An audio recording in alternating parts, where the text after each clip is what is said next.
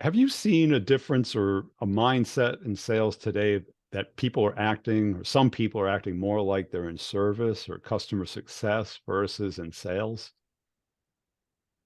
Yeah, I've seen it myself actually. I worked for a really big company for a long time and I had national accounts, strategic accounts, so I was incentivized to grow those, but you get kind of stuck into those traps sometimes where you're just more this service mentality. You're how high can you jump when they need something? You're reacting to everything they're saying. You're going to meetings. So I think earlier in my career, I probably had a little bit of a service mindset just based off the type of customers that I had and I was working for a big company that was growing, that had an awesome brand, that had momentum. So I think when you have those legacy companies that are doing really well, it can be easy to get in that service mindset.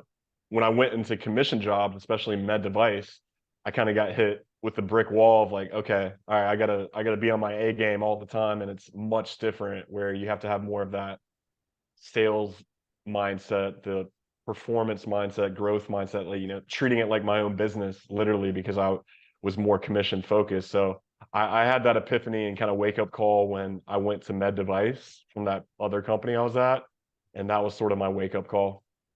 Yeah. I mean, one of my first clients, it was like this 150-year-old business. And the sales team, the owner, who was like fourth generation owner, he goes, my sales reps are just not hungry. They're not driving and getting new business. Competitors are pulling it away. Some of it's going to China. You know, can you come teach them how to sell? And it was the problem wasn't so much that they didn't know how to sell. Their focus and their mindset was so much on service that they thought that was selling. That jumping when somebody asks for a sample or a quote, that's service. That's not selling. And I get this a lot on my videos on LinkedIn, and I've even done ones where in sales, not service. And a lot of people argue with me. And first of all, if you're not on commission, you're not in sales. I'm sorry. And these people were not commissioned. There was some kind of bonus that they had, and the training, it wasn't, it kind of went okay, but they weren't digging in because they're not on commission. A lot of smiling and nodding and super friendly and tell me about your life. And oh, you've got a cat. Oh, yeah. Yeah, all that nice politeness. And that's all good, but there's business to be done.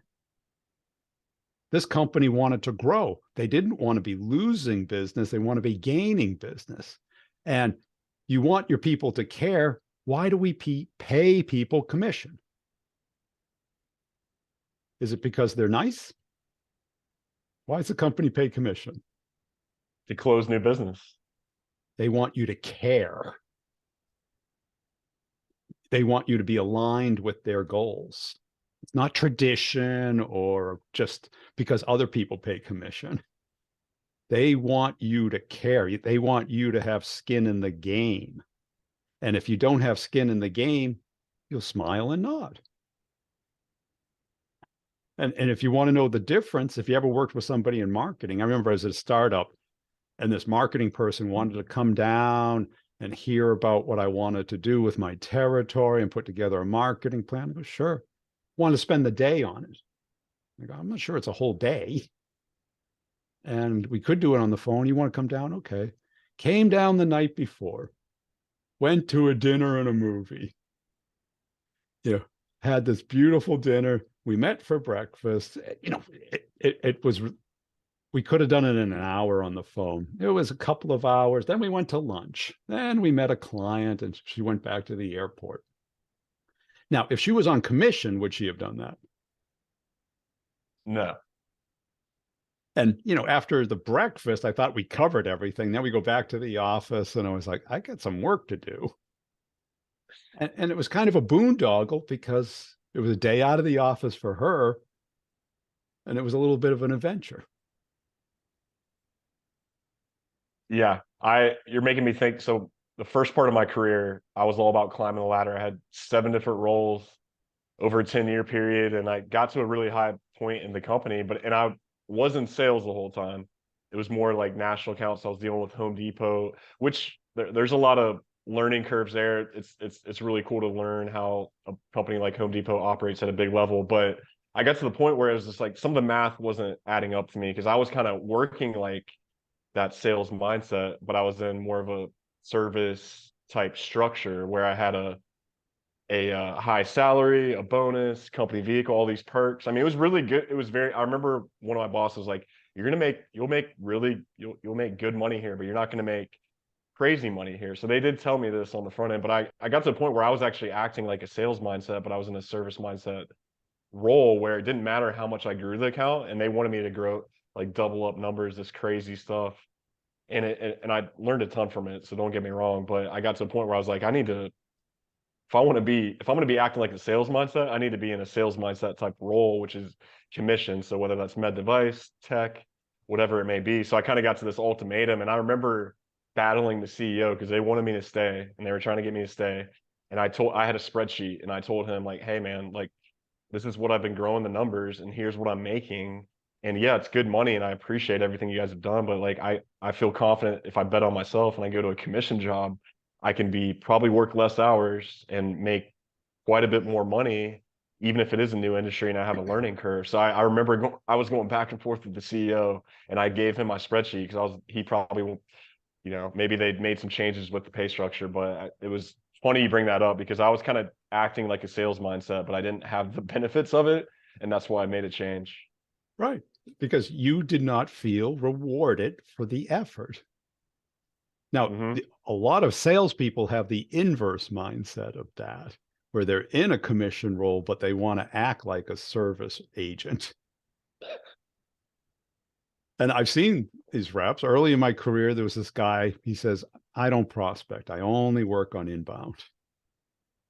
And he did okay, but it was like he got a couple of deals and he was able to make them bigger, but he just had this thing. It's like prospecting, the ROI isn't there.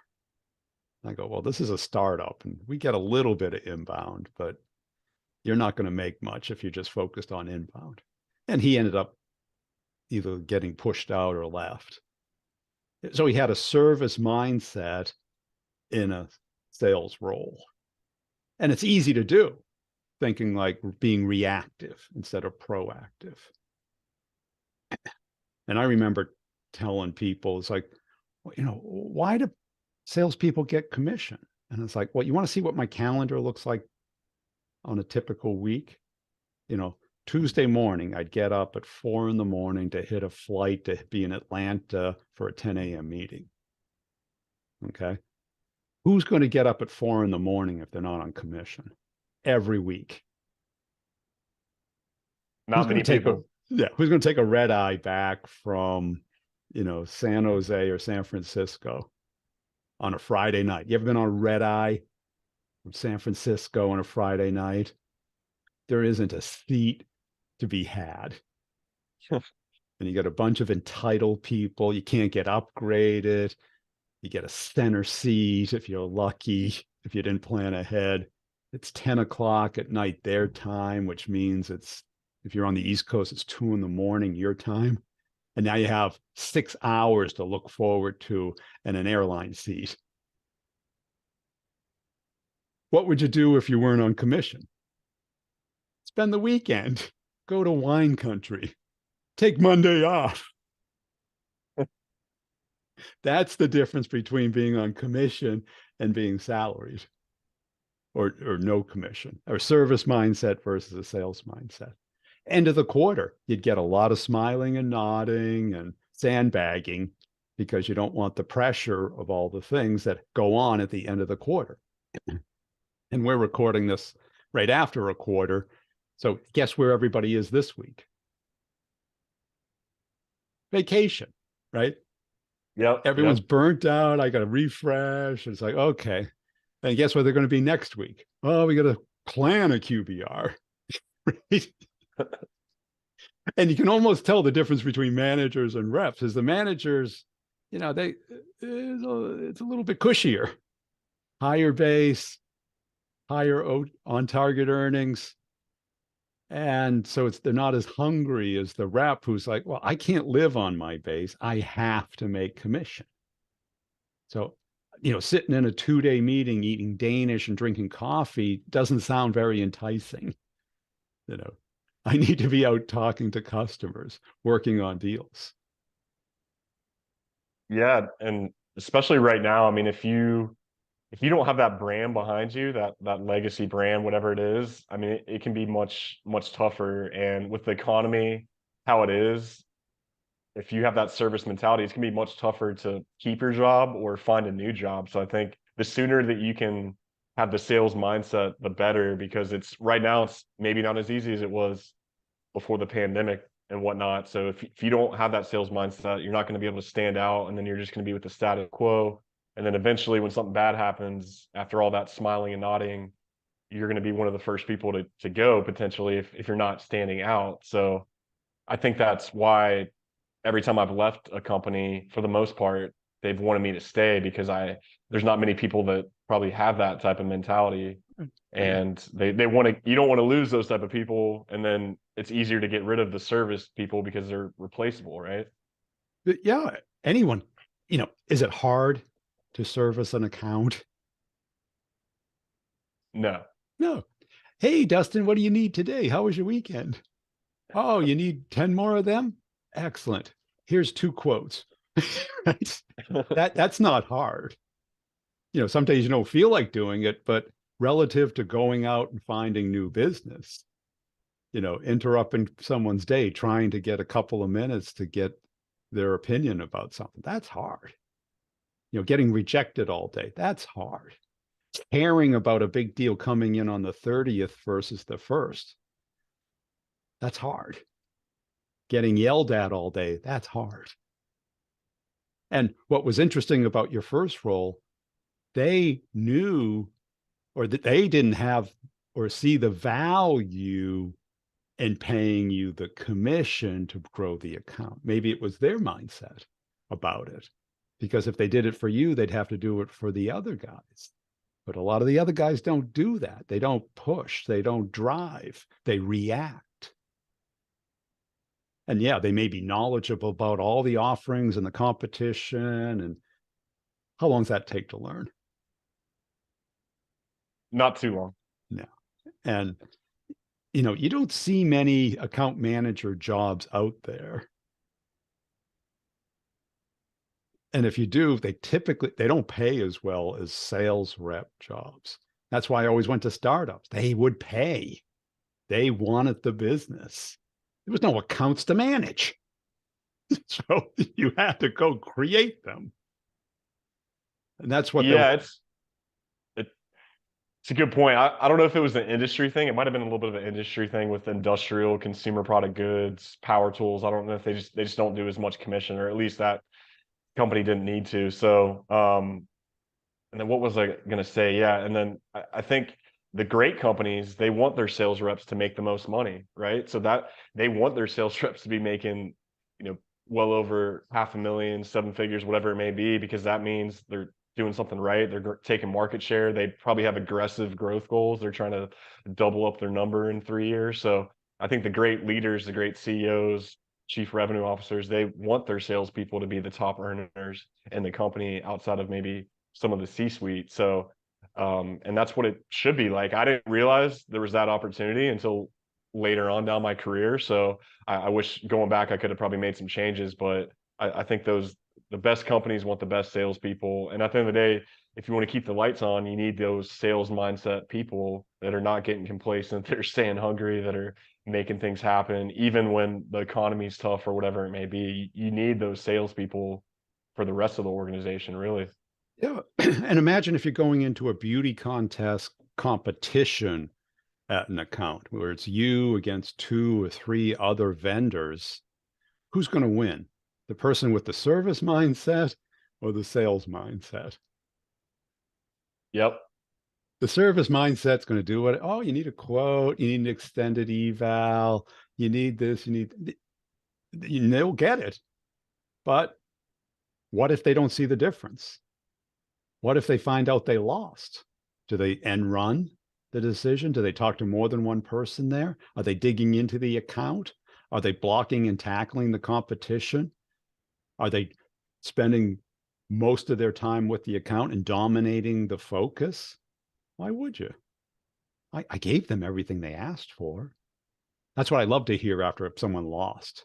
Well, it was so nice and I gave them everything they wanted. Well, that's not selling.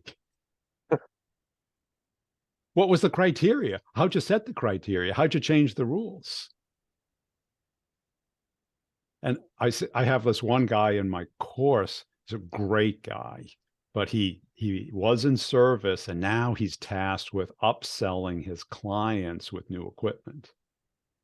And the service mindset gets in his way of kind of setting the agenda, pulling information out of the client, competing against other options, having the client understand the implications and the impact of not upgrading because he's done everything they've asked for. And everyone thinks that the clients always know what they want and need. And they don't. And especially we go through his deals and I go, if they don't upgrade, what happens? He goes, well, it's going to go down eventually. It might be 6 months, it might be a year and a half, but it's going to break again. And when it breaks down, it costs them a lot of money, more than the equipment. And the person who he's talking to doesn't care, doesn't remember the last time it went down, doesn't have any emotional or economic impact. And he's only dealing with one person at the account. And he goes, how do I get out of this mindset? And I go, well, you got to separate service from selling. If you want to sell, you need to block out your competition. And you need to talk with the people who do care about downtime, who do care about what you're selling, your lockouts, your rules, your values. If you don't, you're in service. And if you get the order, congratulations. If you don't, shame on you. Yeah, it can be it's reminded me of my Home Depot days where the good thing about when I was dealing with Home Depot is that it was really complicated. So there was a lot of strategy behind it that I had to do. And we would try to get into new departments within Home Depot, which is basically like a new customer. And there was a lot of that upselling. So that's probably why I was kind of set up to be successful outside of the the more guaranteed money type thing. So and yeah, I think I just always had the sales mindset. I was trying to think of what all do you think encompasses the sales mindset. I feel like it's a mix of a lot of different things. It's kind of having that growth mindset mentality where I'm not getting complacent. I'm not blaming other people for my issues. It's on me. And I like to get feedback, even though if it's tough feedback. So I think growth mindset's a big part of it. And then also just competitiveness. I think you got to have that competitiveness and be kind of treat it like your own business. I mean, that's another thing that pops in my head. And then at the end of the day, you got to make things happen, right? I mean, how do you kind of perform when it matters most? How do you get the meetings with those high up folks? But there's a lot of things that kind of go into it. What do you think are the top few Well, things that stand yeah, out? I think you touched on it. It's got to be that personal ownership that I am responsible for doing this, getting these deals, and instead of reactive. So being proactive. So you can't rest on, oh, they don't have any budget, they're busy, they'll do it next year, listening to their excuses, their gaslighting, or even holding on with hope that, oh, they told me it was in procurement. And you can hear them when the deal dies. There's always this rationalization and excuses. And that's a service. A proactive person's anticipating that. They know that they're going to run against resistance.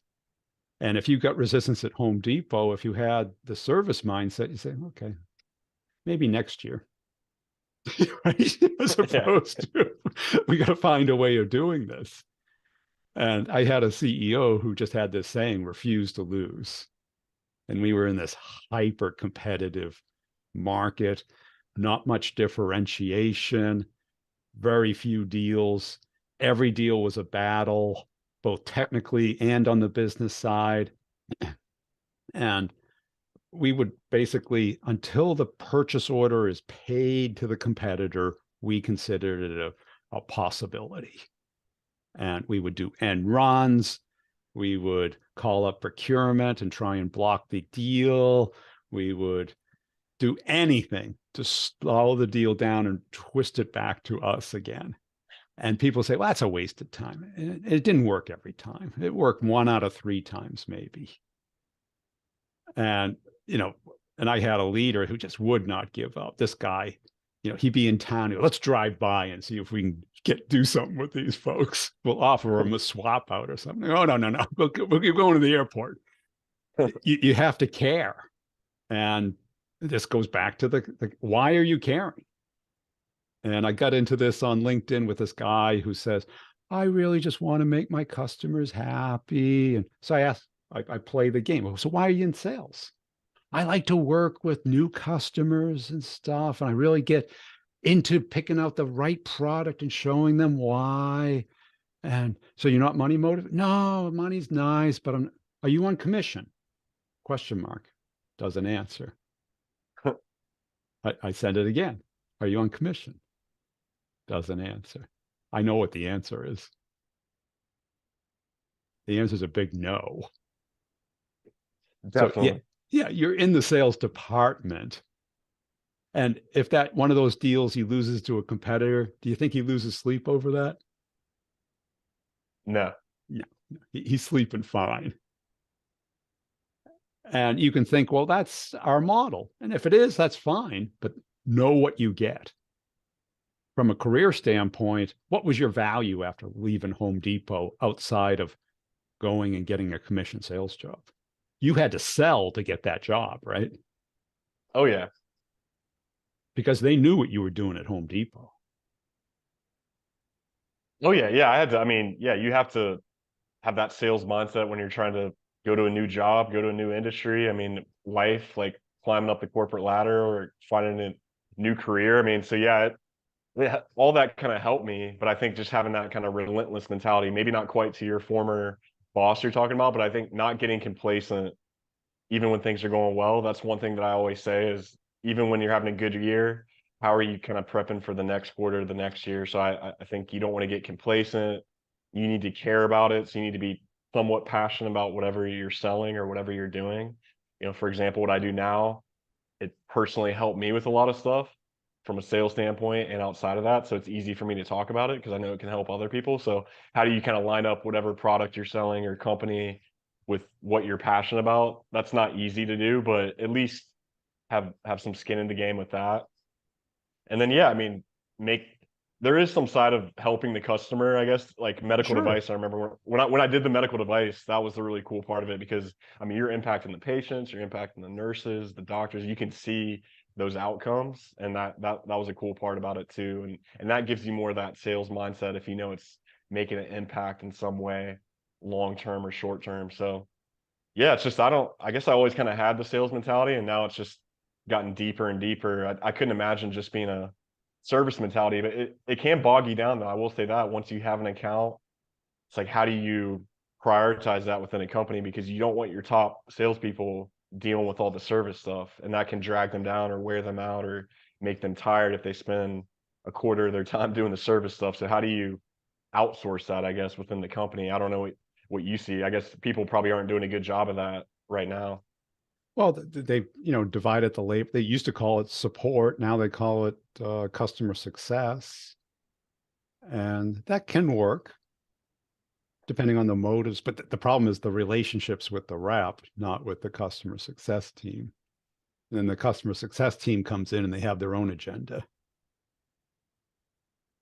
And I remember one startup trying to do this, and the customer success team started to say, oh, we own the account now. And I remember the guy coming in my office and say, Brian, I own the account now. And I go, no, you don't. And he goes, well, call the president. I called him. I go, who owns the account? He goes, you do. And I looked at him. I go, you need me to call anybody else and tell you who owns the account? He was like, the strategy is now mine. I was like, get the hell out of here. Because the company wants revenue and a successful account in that order. If they just wanted successful accounts, it's not called capitalism. It's called philanthropic activities. And it doesn't mean that you don't service. And this is what everyone gets, this absoluteness that when you say we're in sales, not service, it doesn't mean you don't do what the customer asks. It means that your primary focus is doing what's right for the customer, even if they don't understand it. And this is what Yeah. this student has in my course. What's right for the client is to upgrade the equipment. It's less expensive than the downtime. You just need to get in front of someone who cares about the downtime, not somebody who's going to band-aid the downtime or make the, and what he's had to do is augment their service to prevent or repair the downtime. So he's almost removing the need for the upgrade by giving too much great free service. And Yeah. in this age, everyone expects this type of service. We've got Amazon, right? Who, I can order a box, a can of coffee. It'll be here in 20 minutes. That's what I expect for $25, right? Yep. And in B2B, people think they can have the same type of service, but it's a little bit more complicated than that. Yeah, it made me think. Someone told me recently that I always roll out the red carpet for customers, and then that's something that makes it stand out because I kind of go above and beyond that white glove curated service. But that's only sustainable to a certain level. And if you do that for everybody, obviously it can get tough. But at what point can I maybe let go of some things and have somebody else help with the implementation? That gets more challenging with what I'm doing now. But I think that's probably where I struggled, is like I had a connection with that customer because we worked so much on whatever it was and I wanted it to be successful, even though I wasn't part of the after part. And I would sometimes get too deep into the afterwards because I just wanted it to be successful, even though there's maybe another team to do that. So that's something to think about too, is like I guess you have to rely on some of your organization and then let go a little bit. You can still have that high level relationship. Like in your example, you probably knew the CEO or whoever it was of that account. You can meet with them once a month, make sure things aren't going haywire and keep them happy, while somebody else was doing some of the more monotonous stuff to service the account. Yeah. And I think if you don't get this, you got to recognize it. And if you want to be just an account manager, that's fine. Maybe client success is a better match. But everyone loves the commission in sales. But do you love doing the sales job? A lot of people, you hear all this mental health stuff. Maybe you're not made for sales. It's okay. But maybe you're just trapped in the money. You get 5 kids in private school. It's really hard to go from 500K to 150. So therapy is cheaper. You gotta, Yeah. the world doesn't mold to what we want. We have to mold to what the world is. And I think this hyper focus on service and doing what's right for the customer. But is it really the truth, or is it just a delusion to protect you from the reality of what needs to be done? It's a great point. It's something that everybody should be thinking about and try to kind of divide and conquer and do it the right way.